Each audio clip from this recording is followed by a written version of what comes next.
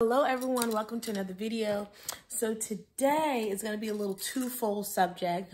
First of all, I learned something new, and the word grit, which I use or have used in the past in a lot of my videos as what I consider the resolve and the courage to not quit, to keep going no matter how hard it gets, to really persevere. And I use resilience and perseverance, and I use those three words interchangeably. But come to find out, Angela Duckworth is a psychologist who really defined grit, and they even did a study in 2007. Now, hold on, let me back up. I can't recall if she defined grit in 2007 or the study was done in 2007. But anyway, she has a book on it. You can look up that book. It's called Grit. But what I wanted to share about this study that I thought was really interesting was that in the study, they took people that had really high GPAs and really high IQs and people that were nationally recognized for their academic success and accomplishments, people that went to really posh and prestigious Ivy League schools and all these smart people over here. Then they took people that had more grit, had more resolve, had more of just of a positive mindset about seeing things through and not quitting over here. And what they found was whatever task or whatever the challenge was, the people that had more grit were still more successful than the super smart people. And that's not to say there's anything wrong about just being smart, but you know, a person that just doesn't quit is more apt to see anything through. It doesn't matter. It has nothing to do with how smart you are or how talented you are, or if you know how to do something right off the bat, or if you even understand it 110% all the way through and you don't need any more time to reevaluate. You don't need any more, you don't need anything. You just got it like that. That necessarily isn't how this works. And so the same is in self-love and self-care. Just because you don't come from the most ideal circumstances, or you feel like, I didn't know all this, you know, how did some people get lucky and know that they shouldn't accept certain behaviors and put themselves first and not date certain type of men? How did they know and get kind of like a leg up, or, you know, leaps and bounds as far as years on me, and I was over here making all these mistakes and struggling and bumbling through, and I have to clean up all this mess in my life, you know, versus like, instead of just having all the answers right there in front of me. It's not so much about that. It's being able to look at it and say, you know what?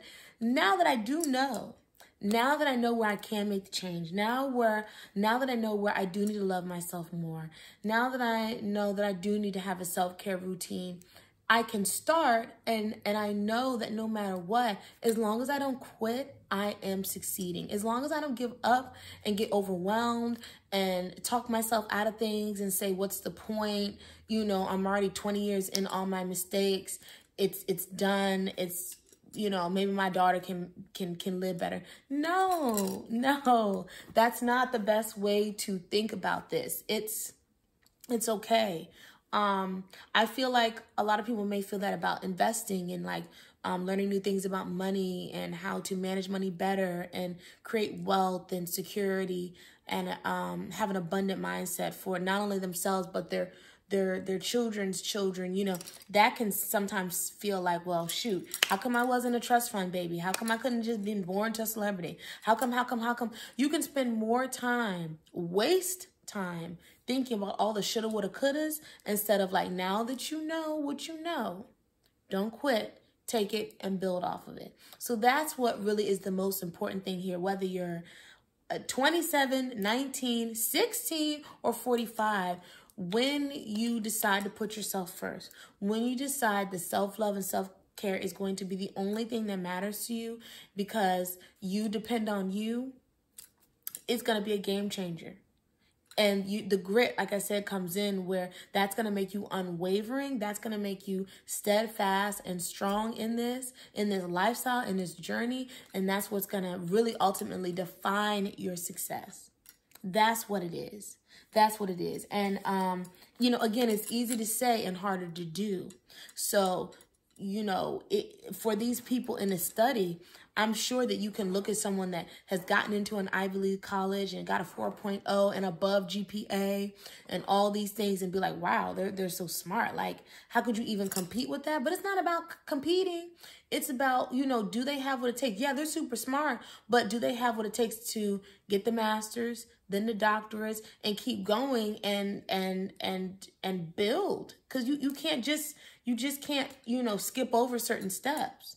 If that's a goal of yours. But if you're a C student, I'm keeping it real, and you do not quit, and you know that your goal is to be a CEO or executive one day at the executive level of anything. We'll use education as an example, or a career goal. If you know that you want to be a doctor one day in any realm of your passion and your purpose, and you're a C student, you're going to get that doctorate.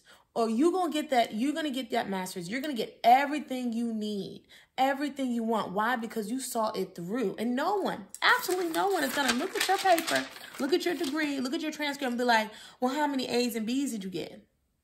What, you know what I mean? Like, it doesn't matter. You're there. You're in the room. You have your letters. You have everything you need. So that's the difference. That's the difference. Super smart people that get really hard, get down on themselves, get hard on themselves, and let the stress of school, cause them to be suicidal, depressed, anxious, and trying to keep up with something that sometimes is, it's hard, but are you going to let that affect, the bigger picture? Are you going to let that, not being perfect and not getting every test and every quiz and every paper 110% right? Are you going to let that, knock you down and make you stressed to where, you're going through school and you may even finish, but you've got bags on your eyes, you pulled your hair out, and you had to do things that, you needed medical help to cope. That's not healthy. That's not good. And I also feel like people that have more grit are more optimistic. They are more lighthearted. They are more like, just go with the flow. I'm still trying. I'm not going to quit. Of course, a C is not as good as an A. I can still strive for the A, but I'm not going to beat myself up because I did do my best. For right now, that was my best. And I'm still here in the room. I'm with the A students and I'm with the C students. And in nursing, there is a thing, they say nurses get degrees. C's get degrees. You know what I mean? Like, you may really struggle through nursing school. Nursing school is not meant to be for the faint of heart, because in nursing, you're going to be responsible for people's lives and their care. But at the end of that side, if you have that resolve and you are dedicated to it, they know that if you can persevere through school, you're going to learn more on the floor. You're going to learn more in your clinicals and on your unit, in your specialty. That's the hands-on that book smarts cannot teach. You know what I mean? So they trust that learning process. But if you break and if you quit halfway through nursing school because of the stress, you'll never know your full potential. There's some great nurses that I had the pleasure of meeting and working with that had to retake their NCLEX, which is the biggest or the final board test that nurses have to take to actually get their license, even after nursing school. And they failed 2 and 3 times. And I believe in certain states, there's only so many times you can try to take the test. So you may even have to wait, but they didn't give up. Can you imagine throwing a year to 4 years of school away because you couldn't pass the final boards? No. I'll be back in 6 months when I can retest. And in the meantime, I'm studying. I'm volunteering somewhere, or I'm working as a CNA, or I'm working as an LPN, or I am doing something to still get my feet wet. I'm building connections. I'm already applying for jobs. As soon as I get my NCLEX results, y'all gonna know and y'all gonna hire me. So you see, it doesn't matter. I want to make sure I'm not forgetting anything. I get on my little rants. And again, don't forget, grit sounds just like what it is. Nasty, dirty, long-suffering. But this is the type of grind that builds the character, that shapes, all the beautiful things that we love and know in the world, like diamonds and gold and, pearls and and crystals and under the pressure, you know, not the type of long suffering. It doesn't compare to relationships. It doesn't compare to toxic, you know, no good man. I'm talking about the character building that has to only do with you. Okay. I jotted down some in my readings. I jotted down some things that I wanted to just highlight about if you feel like you don't have grit. You know, it can be developed just like anything else. You don't walk into the gym and go straight to the 300-pound weights. You just don't. You start small. You work your way up, okay? And so you first look at where you want to be at the end of your accomplishment, at the end of your goal. And if you can't use this career-wise or academically, you can just talk about your personal life. You can just think about where do you want you and your babies to be in 3 years, 5 years, 10 years. I have made a 7-year goal because in 7 years, I'll be 40. In 7 years, Autumn will be knocking on the door of college. In 7 years, I want to be retired. In 7 years, you know, I have already said, these are the things that I want to do in the 7 years, and these are the things that I want to have accomplished in the 7 years. And I'm not going to be working for nobody. You know, so I visualize that end goal in mind. And I even went ahead and jotted down, like, you can even get real, detail with it. You can close your eyes and be like, what are you wearing?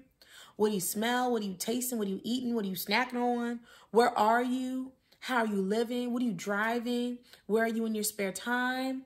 How much money do you make? How much money is in your savings account? Write that number down. Do you have $50,000 stashed away? Do you have $100,000 stashed away in your time frame at this phase in your life with all these going on? Where are your kids? What school are they going to? What extracurricular activities are they in? You know, where are you vacationing? Where have you already vacationed? Are you celebrating an anniversary? Are you remodeling your home? Are you building a new home? You know, what is it that you want? You decide all that. And then you get down in the seat of your womb and you feel all the feelings. You smell all the smells, all the vibes, everything. And you just imagine. And you visualize that as if it's already done. And you set that as a goal. So as soon as something comes as a bump in the road, as soon as something comes that like, doesn't really feel too well, doesn't feel good, this is a little challenge for me, but if I don't keep going, I'll never get there. These are the things I say I want. What does that look like? And then, so, you know, in keeping the focus on that, despite the time, how long it takes, and despite any setbacks or quote unquote failures, you're able to look at it like, you know, what can I learn from this? And what can I tweak? That's another thing, being patient with yourself, kind to yourself, and gentle with yourself, and being able to say, okay. Now, I tried the real estate thing, bombed out with that because now what can I do differently? Not, I'm never going to try real estate again. Not, this is just a total waste of time. No. If real estate is a way and a means for me to retire early, send my kids to college, create generational wealth or whatever, we're using some examples here. What can I learn from that? And what can I tweak, change, and try again to keep going? So again, we're not quitting. We're recognizing and analyzing and being strategic, okay? And then you adjust and you move accordingly. Maybe it's not this type of real estate. Maybe it's that type of real estate. Maybe you need a partner. Maybe you need to try flips. Maybe you need to try foreclosures, whatever, you know? And then what helps too is only doing things that you truly are passionate about and that you want to pursue. Jumping out here doing something just because it's hot and trendy and because everybody else, I'm telling you right now, real estate is not for everybody. Entrepreneurship is not for everybody. Cryptocurrency and all that buzz was not for everybody. The stock market is not for everybody. Going back to school and getting a master's, doctorate, or any kind of certificate or anything is not for everybody. Okay? Being a stay-at-home mom is not for everybody. Working in corporate is not for everybody. So you've got to make sure that at the end of what you say you want and what you're working towards is authentic, because that also too prevents you feeling a little shaky and starting and stopping. You're not going to be able to maintain the grit. And if we can envision the grit like a match, a candle, we'll use a match. You've got to, when you light the match, that flame is very delicate and you've got to guard that flame. That's your grit until you can get it somewhere and get it good and lit on a candle, your bonfire, wherever, so you can get it roaring, and then you got to feed that flame. Once that candle goes out, you're like, okay, hold on now. I got to take that little flame and move it somewhere else. You know what I mean? So if you think of your grit as something that's like, once you get it going good and blazing and hot, and you're constantly feeding it with your focus, you're feeding it with your excitement, you're feeding it with your hope and your belief and your faith, you're feeding it with your support, you're feeding it with, no matter what, this is from me, that thing cannot go out. It cannot go out. Even if it gets down to some coals, you're like, you're fanning and you're like, no, we've come too far. Come on, somebody, get some more trash out here. You know what I mean? Get them boards, get them. Well, I'll burn anything at this point. I'm keeping this thing alive. You see? And that's how you got to look at it. Because from the heat, from the light, from the warmth and the light that is going to give your life, it's invaluable. And if anyone has ever taken Girl Scouts or some kind of survival thing, I don't know how to start a fire out here in the wilderness with some flint or some string and stick, but I can tell you it look like a lot of work. So if you get something so precious that you know how to start and keep going, you're good. Nothing else matters. You know what I mean? And then the practice, like I said, the practice is also too keeping the flame alive. You know what I mean? You're not giving up. You might throw something on that fire and it'll be like, oh, it's smothering it. Now it's starting to smoke. Dirt and leaves and damp stuff don't burn too well. So that's your like, okay, I've realized that's not what I need right now. Okay, so take that off or somehow sweep that away. Get a stick, get something else on this fire to keep it alive. You got to work at this thing. So that's number 2, the practice. So you're remembering your why. You've got the hope. Again, the hope really also too keeps you going, because you may have to like, all right, I got the fire blazing, but you can never turn your back. You can never just think that it's good and it's just going to keep going. A fire always needs constant stoking. Well, not constant, but you got to check it. You got to, if you guys, know how fireplaces work, a brick oven works when they be making the pizzas. Y'all got to look at this stuff. We're using nature now. You got to keep tending this stuff and raking those coals, and all of that is a visual for how you're going to work at your life, your self-care, your self-love, and what you say you want, okay? And then who is around you to help? If for any reason you need to take a nap, you need to sleep, you need to rest, do you have a support system that is going to help you stoke that fire? Help you keep this going? And I use myself as an example. I have always been education minded, like no matter what, if it's a nursing degree, if it's a degree in business administration or entrepreneurship, whatever, that is a goal. And I'm going to do these. I have, that's at the top of my list, and I have these other things. When I decided to take my partner seriously, I made sure that he knew what time it was with my agenda and everything that I had going on. Now I support him too, but his stuff is set. Okay, right now we're fanning my flame. So I can trust that he's got my back in every way. I don't work. He's got my back. He helps me take care of my children. He's got my back. Our children, he bought me a computer for school. He's got my back. When I say I need to go up here to my school and turn over some papers or talk to the registrar or whatever, he's got my back. He puts gas in my car. He gets me my coffee in the morning. Whatever my love language is that I need in that moment as far as support goes, I chose someone that I knew respected and realized what I was doing, and not know just I'm there, but no, actually helps. Is it your mother? Is it your sister? Is it your cousin? I talk a lot about sisterhood, community, and things like that. So you don't now let me preface this. You can do it alone. There was a time when I was doing all this alone. And I was making it. Was it hard? Hell yeah. But I had the grit. So you don't need help, but if you're going to have the help, you're not going to take help from a naysayer. Let me paint this picture. If my fiance was like, I don't know why you're trying to do all this stuff now and get a degree. You know that's going to, you're going to be on the road and going back and forth from school, or how much is this going to cost? And you don't need a degree right now. Why don't you just focus on this, that, and the other, and then go back to school later? Why do you need a laptop? Why can't you just go to the public library or use my laptop? I don't know, whatever. Just always in my ear talking about what he thinks and his opinion and what he thinks I should be doing that has nothing to do with what I'm passionate about and what I feel like my purpose is. That's not support. But he's taking up space. He taking up my energy. I'm allowing him in my life for what? That's not support. So we need to be clear with ourselves that we're not allowing people that aren't really for us or for our vision. And that doesn't mean they're bad people, but if someone can't help you, you need to leave them out of that. Now, if my mom was someone that like, it's too late for you. You should have got a degree in your 20s when you still lived at home and had no kids.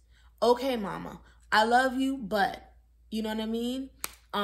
So it's not about so much cutting people off in your life, but you're just you're again, back to the flame. You're protecting that.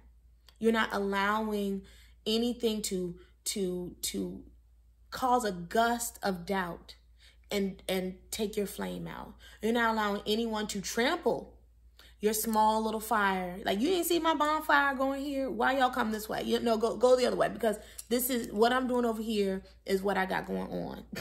If y'all ever been camping. I know my examples get a little out there, but that's the difference between people in your life and people that are team you and supportive and willing to help. And no one owes you anything. But if you're going to be here and we're going to be talking about my business, and you're going to open up that can of worms, at least let it be people that are going to be like, girl, yes, absolutely, do that. Start that business, go back to school, do that. I know that's right. And if you ever need help, I'm here.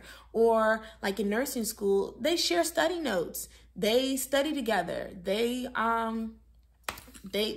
just such a community of nurses that like they know the struggle and they are so willing to help the next new nurse come along. And so even if it's not someone really in your life like that you can touch and see, there are online communities, there are Facebook pages, and so many different ways to connect with people online that can give you, if nothing else, encouragement for whatever niche that you find yourself that you wanna be in. And again, this spans from stay-at-home mommies to career-minded women, to academic-minded women, to entrepreneurial-minded women, to women who love to travel, to women who, it doesn't matter.